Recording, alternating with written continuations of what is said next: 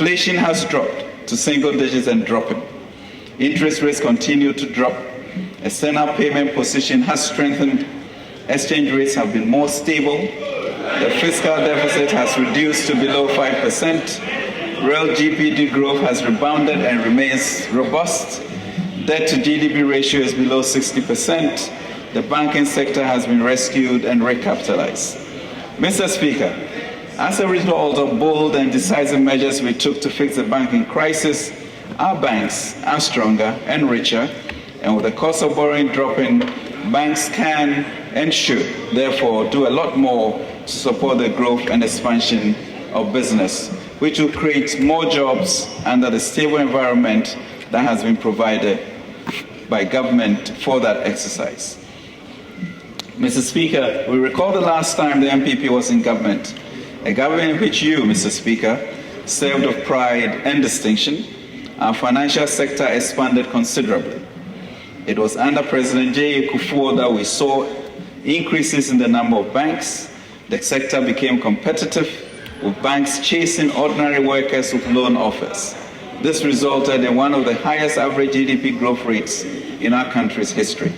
We know that the foundation for growing businesses and creating jobs everywhere is a vibrant, well-governed, well-resourced, competitive financial services sector operating under a stable economic regime.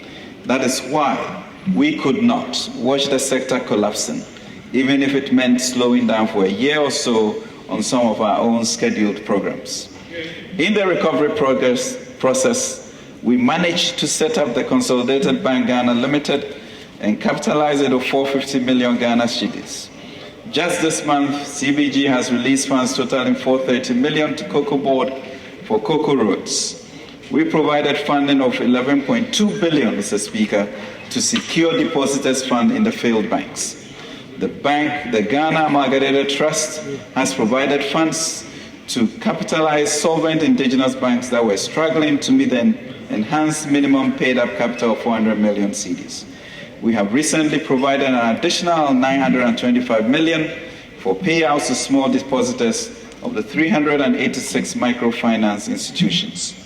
Mr. Speaker, we have restored confidence in the banking system, securing the otherwise distressed deposits of some 2,655,100 customers, as well as saving over 3,000 jobs. Today, total bank assets have shot up to 112.8 billion.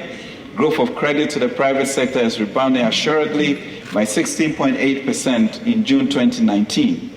I'm therefore happy to announce confidently that Ghana is seeing a revival of that zealous, responsive, and at the same time, responsible banking environment we had been reduced to reminiscing.